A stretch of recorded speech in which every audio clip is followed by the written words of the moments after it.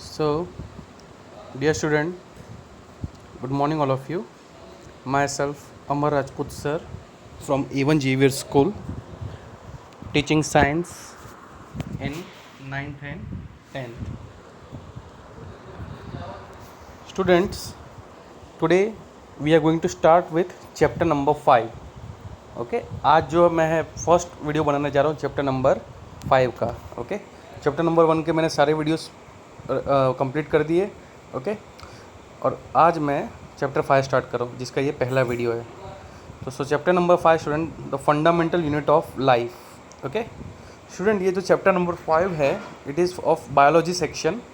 Okay और biology section का ये फर्स्ट चैप्टर है, मतलब क्योंकि पहले 4 केमिस्ट्री के हैं, फिर 5th से लेके 7th तक बायोलॉजी है, फिर 8 चैप्टर से लेके 12 चैप्टर तक फिजिक्स है, and then after 13, 14, 15 is general science.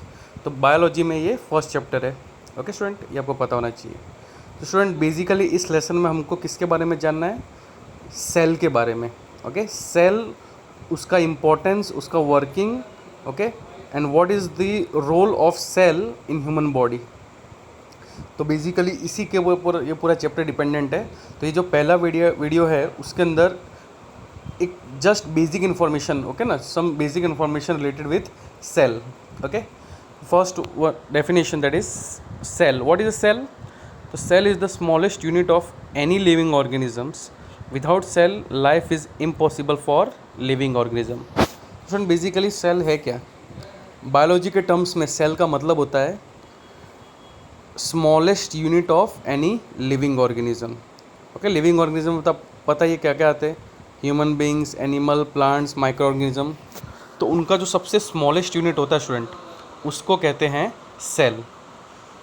अगर सेल ना हो इंसान के बॉडी में या किसी भी लिविंग ऑर्गेनिज्म में बॉडी में, तो we won't be able to survive. वो जिंदा ही नहीं रह सकता.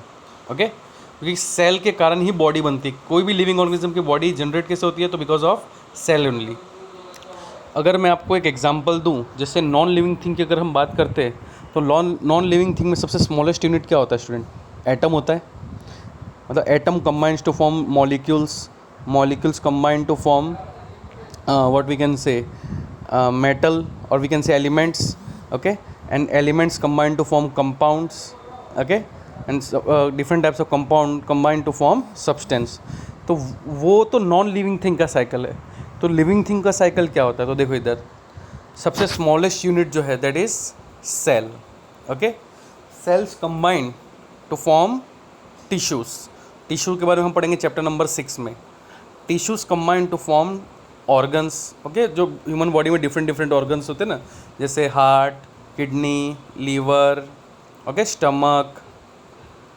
तो डिफरेंट ऑर्गन्स जो होते हैं वो किससे बनते हैं स्टूडेंट? टिश्यूज से. Different types of organ combine to form organ system. Organ system human body में कौन कौन से होते हैं? Nervous system, respiratory system, digestive system, excretory system. Okay all this are the organ system of human body. Okay then after along with skeleton and this organ system they combine to form the whole body. Okay तो student आप देख लो body, human body. Okay उसका जो सबसे smallest unit है, sorry जहाँ से वो बनना स्टार्ट हो रहा है, वो क्या है? सेल.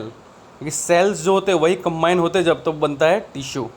ओके इसके लिए तो ये एक साइकिल है जो आपको आनी चाहिए. ओके और इसके लिए सेल को सबसे स्मॉलेस्ट यूनिट कहा जाता है किसी भी लिविंग ऑर्गेनिज्म का. ओके स्टूडेंट, तो another some more basic information related with cell. तो सेल को सबसे पहले किसने डिस्कवर किया था स्टूडेंट? तो cell was first discovered by Robert Hooke in year 1665. Okay ना, उन्होंने सबसे पहले और कैसे ऑब्जर्व किया था? तो देखो he observe the cells in a cork slice while examining under self made microscope. Okay उन्होंने कॉर्क ट्री का एक छोटा सा स्लाइस, बोलते हैं ना, एक छिलके जैसा, मतलब छाल जिसको कहते हैं, उसको उनके खुद के बनाए हुए माइक्रोस्कोप के नीचे जब एग्जामिन किया, जूम करके देखा, तो उस कॉर्क स्लाइस में उनको बहुत सारे छोटे छोटे स्मॉल रूम के स्ट्रक्चर दिखाई दिए और उसको उन्होंने क्या नाम दे दिया स्टूडेंट? सेल. ओके ना, इसके लिए बोला जाता है cell was first discovered by Robert Hooke. और कौन सा साल में किया था? तो 1665. Okay the cell is a Latin word meaning a little room. Okay, क्यों उन्होंने सेल नाम दिया? क्योंकि इतने छोटे थे ना वो, एक मतलब एक रूम के जैसा लग रहे थे। जैसे हनीकॉम का स्ट्रक्चर कैसा होता है, बिल्कुल वैसा स्ट्रक्चर था। तो एक छोटे छोटे रूम के जैसे दिखाई दे रहे थे वो हर सेल, इसलिए उन्होंने उसको नाम दे दिया सेल। ओके, जिसका मतलब होता है लैटिन में a little room. Okay, cells are so small that it is impossible to see them from the naked eye. Student, जो सेल्स होते हैं, को चाहे कोई भी लिविंग ऑर्गेनिज्म के हो, अगर एक सिंगल सेल की बात की जाए तो they are so small that we can't see them from the naked eye. अगर हमको सेल्स को दिखना है तो we must need a microscope, either simple और electron microscope. Okay, that is powerful microscope. तभी हम ह्यूमन बॉडी या कोई भी लिविंग ऑर्गेनिज्म के सेल को एग्जामिन कर सकते हैं। ओके, और उनके साइज और स्ट्रक्चर को देख सकते हैं। And last point, even though being so small, cell is the fundamental structural unit of living organism. तो भले ये इतना छोटा है कि हम उसको देख भी नहीं सकते, बट इसके बिना स्टूडेंट हर लिविंग ऑर्गेनिज्म की लाइफ जो है वो इम्पॉसिबल है। ओके, जो कि मैंने आपको अभी बताया। तो सेल को क्यों fundamental structure unit of living organism कहा जाता है, तो हम इस लेसन के आगे के जब वीडियोस आएगा ना, तब मैं आपको उसमें बताऊंगा। ओके, दिस वाज तो just all the basic information related with cell.